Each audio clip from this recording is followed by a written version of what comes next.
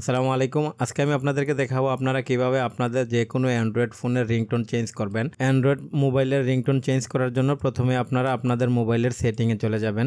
তারপরে এখানে sound and vibration আছে, এটাতে ক্লিক করবেন। এখানে নিচে চলে আসবেন, আসার পরে এখানে দেখেন লেখা আছে রিংটোন, তো আপনারা এটাতে ক্লিক করবেন। তারপরে এখানে সিম 1 সিম 2 লেখা আছে, তো আপনি যদি 1 নম্বর সিমের চেঞ্জ করতে চান তাহলে 1 নম্বরে ক্লিক করবেন।